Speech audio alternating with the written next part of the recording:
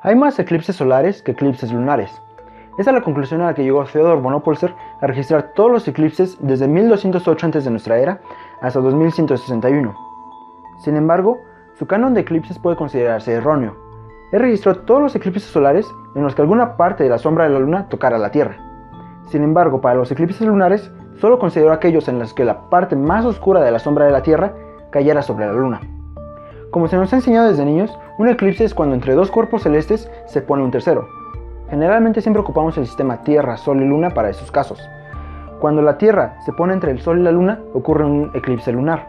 Y cuando la Luna se pone entre la Tierra y el Sol, ocurre un eclipse solar. Entonces, ¿qué hay en la parte más oscura de la sombra de la Tierra para que Oppolzer la considerara más importante que el resto? La respuesta yace en el por qué dos sombras parecen besarse cuando se acercan. Si ponemos dos objetos frente a una fuente de luz, habrá sombras, y al acercarlos, las sombras lo harán también. Haciéndolo con cuidado, antes de que los objetos se toquen, parecerá que las sombras se estiran para tocarse. La zona más oscura de la sombra se llama umbra, y estando ahí, ninguna parte de la fuente de luz es visible. Pero si nos paramos en el borde de la sombra, en esa zona que parece borrosa, parte de la fuente de luz puede verse. Esa es la penumbra. Si reemplazamos los dos objetos con la luna, la fuente de luz con el sol y la pared con la tierra, tenemos un eclipse solar. La penumbra de la luna nos deja ver un eclipse solar parcial, es decir, solo una parte del sol parece ser ocultada por el satélite. Sin embargo, la umbra de la luna nos deja ver un eclipse solar total. Algo parecido pasa con los eclipses lunares.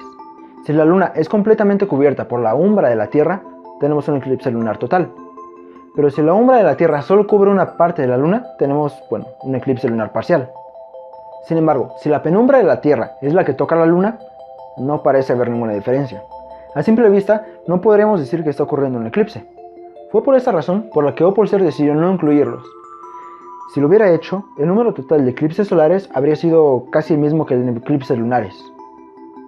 Un eclipse total del Sol es un evento del que pocos humanos han sido testigos, y la fascinación que se tiene por ellos no solo es por el hecho de que el Sol nos abandona por unos segundos al ser cubierto por la Luna, sino que ésta lo cubre de una manera perfecta. Esta perfección se debe a la casualidad de que la Luna es 400 veces más pequeña que el Sol, pero el Sol está 400 veces más lejos de la Tierra, por lo tanto parecen del mismo tamaño en el cielo. En un eclipse total de Sol, la única luz que podemos percibir en el planeta es la que nos llega de una zona del Sol llamada la corona. Pero esta perfección no siempre ocurre. La órbita de la Luna no es un círculo, es una elipse, y hay puntos en la órbita en los que la Luna está más lejos de la Tierra que lo normal.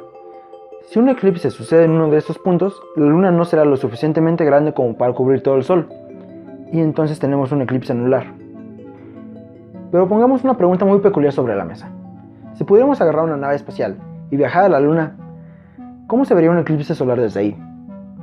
Si estamos en la parte visible de la Luna, es decir, la que no está iluminada por el Sol, veríamos la sombra de la Luna pasar por el planeta, más o menos como se ven en esas imágenes del 2017. Se pueden distinguir claramente la umbra y la penumbra pasar sobre la superficie de la Tierra. Si en cambio lunizamos cuando ocurre un eclipse total de Luna, tenemos un escenario completamente diferente. La Tierra, mucho más grande que el Sol desde esta perspectiva, va cubriendo poco a poco el astro, dejando en la oscuridad el suelo lunar. Pero después, un anillo de luz aparecería alrededor del planeta, bañando a la Luna en alguna tonalidad de rojo. Desde la Tierra también es apreciable este fenómeno. Cuando la penumbra de la Tierra cubre la Luna, nada parece cambiar. De pronto, la umbra empezará a engullir poco a poco el satélite hasta que lo perdamos de vista. Es en ese momento cuando la llamada luna de sangre hace su aparición. No hay ninguna luz que llegue directamente desde el Sol hacia la Luna. Los rayos de luz atraviesan la atmósfera de la Tierra. Esta filtra todos los colores azules y verdes, dejando solo los rojos. Esta propiedad de que se filtren todos los colores menos el rojo es la causante también de que los atardeceres y amaneceres sean de color rojizo.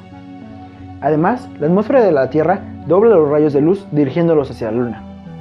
En otras palabras, y como a muchos nos gusta verlo, el color rojizo de la Luna son todos los atardeceres y amaneceres siendo dirigidos hacia la Luna y reflejados hacia nosotros.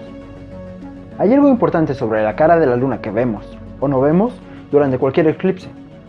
Y es que si es un eclipse solar, tenemos luna nueva, y si es un eclipse lunar, tenemos luna llena. Eso se debe a que las fases de la Luna dependen de la posición que ésta tenga respecto a la Tierra y el Sol.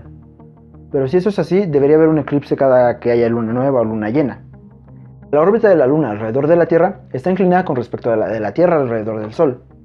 Por lo general, cuando la luna está en fase nueva o fase llena, esta se encuentra al norte o al sur del Sol o de la sombra de la Tierra. Pero como bien se puede ver, hay puntos llamados nodos en los que la alineación es posible, provocando eclipses. Esta alineación puede ocurrir 2 o 3 veces al año, y como se debe a ciclos establecidos y predecibles, tenemos estaciones de eclipses, separadas más o menos por 6 meses. Es más, en cada una de estas estaciones deben ocurrir al menos 2 eclipses. Pero volvamos un momento a estos ritmos predecibles. Sabemos cuánto tiempo tarda la luna en recorrer todas sus fases, un mes lunar. El tiempo que tarda el Sol en ir de un nodo a otro y regresar, conocido como año de eclipse, y el tiempo que la luna tarda en regresar a un mismo punto en su órbita, que dura menos que el mes lunar. Todos estos tienen un número en común, 6.585 días o 18 años y 11 días. Si a la fecha de cualquier eclipse le sumamos estos días, tendremos uno muy similar al original. Por ejemplo, si tenemos un eclipse total de Sol, 18 años y 11 días después tendremos otro eclipse total solar. Este ciclo de eclipses parecidos ya era conocido desde el año 747 a.C. de nuestra era por los astrónomos de Babilonia. Claro que estos cálculos no siempre serán perfectos, pero es un buen inicio para construir un calendario de eclipses de varias décadas. Más allá de lo especial de estos eventos, los eclipses han ayudado a la ciencia a lo largo de los años. Con un eclipse solar, Hiparco logró calcular la distancia de la Tierra a la Luna. Tiempo después, con un eclipse lunar, se logró calcular el diámetro del satélite, llegando a resultados muy parecidos a los actuales. También con un eclipse solar, estudiando la composición de la corona, se logró descubrir 2 cosas. Una, el helio, el segundo elemento más abundante del universo. Y 2, que la corona misma está a una temperatura mucho mayor que la estrella.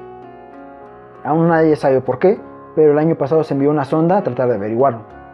Y quizá el eclipse más famoso de todos sea el de 1919, con el cual se logró comprobar la teoría de la relatividad general de Einstein.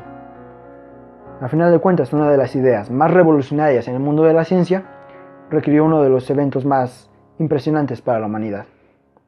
Soy Saúl, gracias, y los veo en el siguiente video aquí en Sidere.